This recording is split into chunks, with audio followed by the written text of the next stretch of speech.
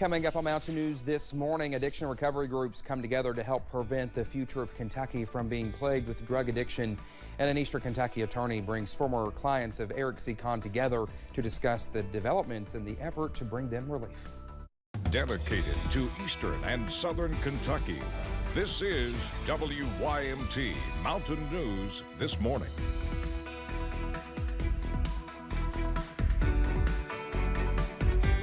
Good morning to you. 6:32 here on your Friday morning. I'm Dakota Makris. I don't know about you all. I think this week went by fairly fast. I don't know. Now that it's Friday, I feel like it's been a long week.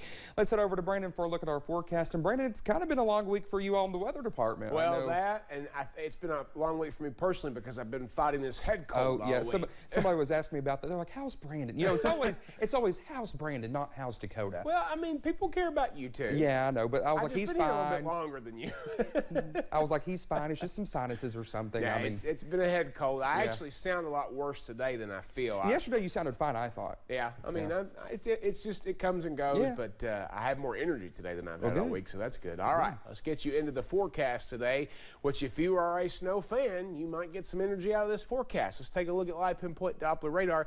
Not a lot of moisture just yet, but trust me, more is on the way from the north, so we're going to continue to watch that. But you see some areas already seeing some pretty good, at least on Doppler anyway, some snow coming down, but it's very scattered right now. So if you're in a higher elevation, you've got a better chance of having the temperature combined with the moisture to have a few flakes flying, like over toward Jenkins Mountain, over toward UVA Wise. We're going to take a look at that camera here in just a second.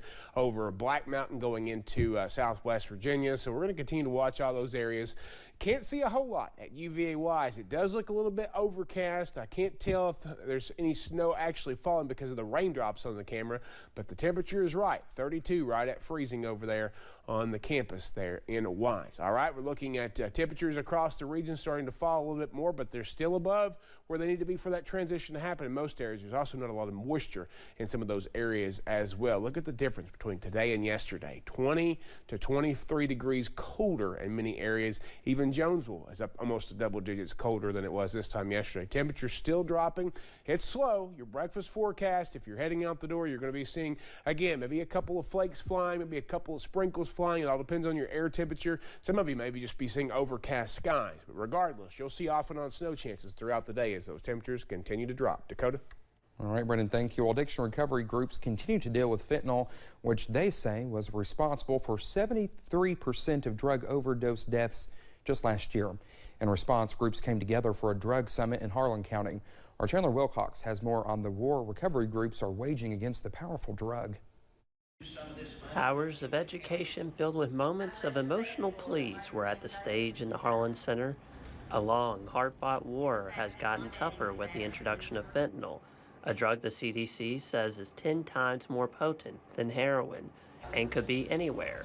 Fentanyl has also been found in cocaine. It's been found in methamphetamine. Fentanyl's everywhere. And it doesn't take much to take a life. That is the main reason each group gathered for the summit. They have tasked themselves with finding a permanent solution. It's not something that you can implement this year in a school or in a community with a program and see immediate results. It is long term. So many organizations are aligned ready to fight it in many different ways, like the Kentucky State Police Angel Initiative. Whether it's addiction or it's about battling substance abuse, they can walk in, and at that point we will do a small screening on them and try to get them located into a treatment facility to assist them. Or art therapy. If you've ever had a moment where you go round and round with intrusive thoughts and they just won't get it out of your head, it's because you cannot stop thinking about them and you need to focus on something else that brings you back to the present. Even statewide campaigns. Later this year, we're going to do a fentanyl awareness campaign because a lot of people don't know that the pill they buy on the street might just contain fentanyl. All ideas form a counterattack they hope can take down addiction. In Harlan, Chandler Wilcox, WYMT Mountain News. Addiction recovery specialists plan to put an emphasis on educating teenagers with their campaigns so they can start fighting early. Well, the Prestonsburg Police Department is hitting the screen, better preparing to hit the streets. Officers are working through a virtual training program, taking on a series of real-life scenarios. While the program looks like an advanced video game to the outside viewer, it uses real gear and real situations that the officers, well, they take seriously. We're required to do it once a year to the Kentucky League of Cities. It's a mandatory training. Officers go through it, they're tested on it, and then at the end they have a written exam. The program is through Kentucky League of Cities and is hosted at the Mountain Arts Center. Emergency crews in Laurel County had a busy night on Thursday in Laurel County. In a Facebook post, the Leonard Laurel Rescue Squad shared this image from a serious crash involving 5 cars.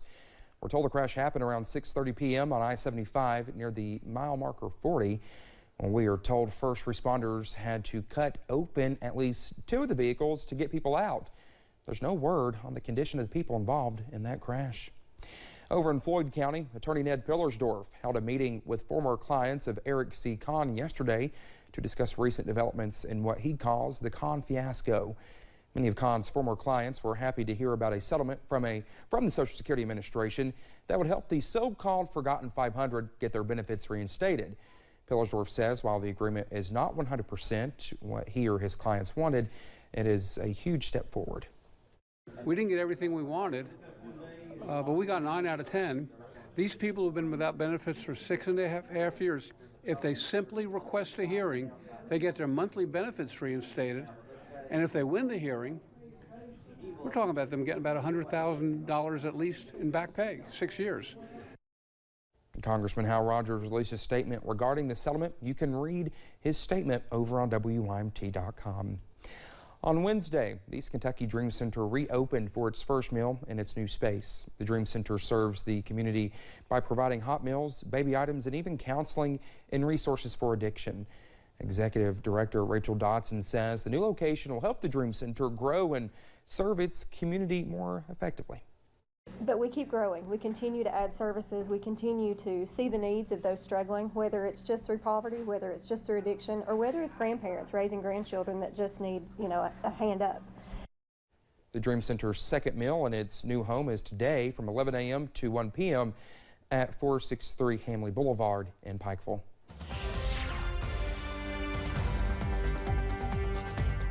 Coming up on 6:40 this morning, satellite radar loop for the last few hours. We had quite a bit of moisture there for the overnight. It started to fizzle, but you can see where it's coming from. It's coming off of the Great Lakes, so it's going to come in waves today. Let's go down a little closer to our border region, which is now under a winter weather advisory till tomorrow morning. The border counties there, Kentucky, Virginia, and West Virginia. You can see transition underway, but again, not a whole lot of moisture. Temperatures are just right there along the border in the higher elevations. Looking at Whitesburg, Pine Mountain there, US 119. Foggy, but I don't see any flakes flying just yet. If you're seeing flakes flying in your area, please let us know on social media. Send us an email or tag us in a tweet, however you need to do it. Just let us know what's going on in your area because we're using all the cameras we have at our disposal. We're not seeing a whole lot just yet. The temperatures are ripe. Jackson, Pikeville, Logan, Hazard, Wise, and Clintwood. Everybody else is still too warm this morning, but temperatures will continue to fall slowly throughout the day.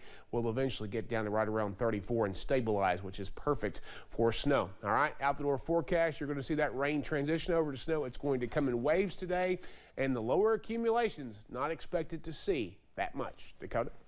All right, Brendan, thank you so much. Well, it's 6:41, still to come here on Mountain News this morning. The fight against cancer made some big progress in the last 3 decades as the number of deaths dropped by a large amount. Stay with us.